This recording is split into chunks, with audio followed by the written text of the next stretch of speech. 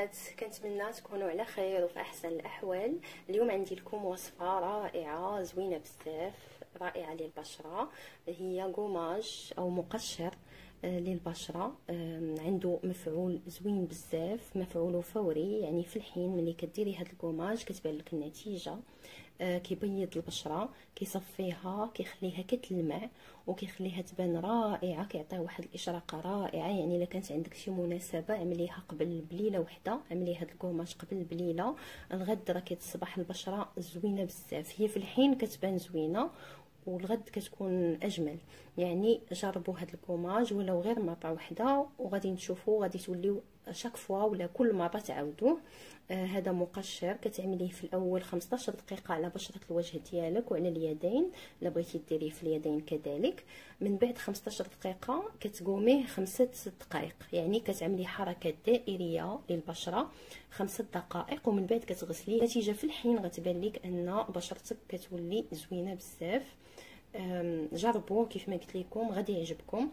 مكوناته زوينه بزاف وسهله ومفيده للبشره.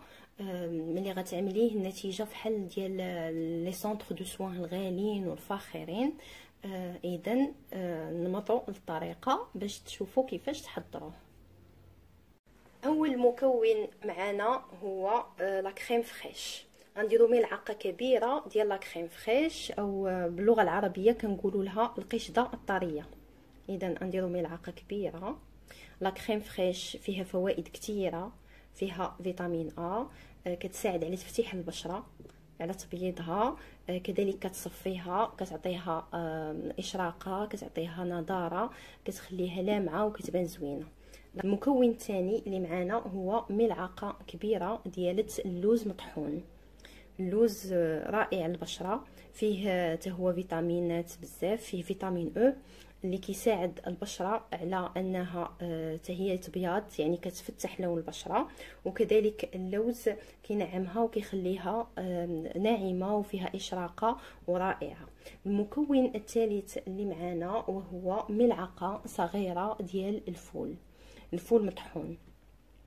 اذا الفول هو فيه بزاف الفيتامينات، كيساعد على تنقيه البشره، كيزول منها كاع الشوائب وكينقيها بعمق، وكذلك كيعطيها منظر زوين وكيفتح لون البشره. لذلك هو كيكون بزاف في لي غوماج، يعني في المقشر.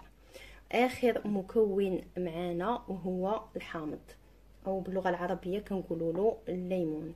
الحامض غنديروا تقريبا ملعقه صغيره. الناس اللي عندهم الحساسيه من الحامض بلا ما ديروه، اكتفيو غير بهاد المكونات الاولى، واللي ما عندهمش حساسيه يعملوا تقريبا ملعقه صغيره. الحامض راه معروفين الفوائد ديالو، فيه فيتامين سي، وفيه كذلك مضادات الاكسده، فيه المغنيسيوم، فيه البوتاسيوم، فيه الكالسيوم، يعني رائع للبشره. كيف ما كتعرفوا الحامض راه كيزول الحبوب، كيزول الطبيع، كيزول الشوائب، كيصفي البشره، كيعطيها نضاره، كيغلق المسام الواسعه. يعني الفوائد ديال الحامض كثير، الا جينا نعدوهم ما غاديش نساليو، لانه مفيد بزاف للبشره. اذا غادي نخلطوا هاد المكونات.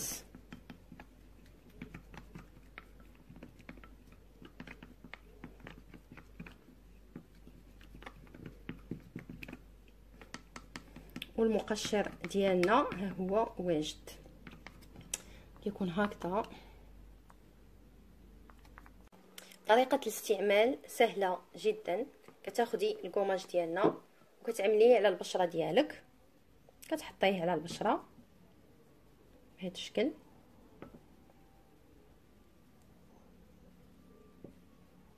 كتخليه مده 15 دقيقه، ما تفوتيهاش، لان لفتي 15 دقيقه كيبدا ينشف. وحنا المهم عندنا هو انه يبقى شويه سائل، لان من بعد غنعملوا ليه ستانغوماج، يعني خصنا نعملوا حركات دائريه. اذا غنخليوه مده 15 دقيقه. من بعد 15 دقيقه غادي نعملوا حركات دائريه بهذا الشكل لمده 5 دقائق بحال هكذا. كنبقاو كنقوميو في لو فيزاج ديالنا ولا في البشره ديالنا. تقدروا تستعملوه لوجهكم، بشره الوجه، كذلك اليدين، لاي منطقه في الجسم.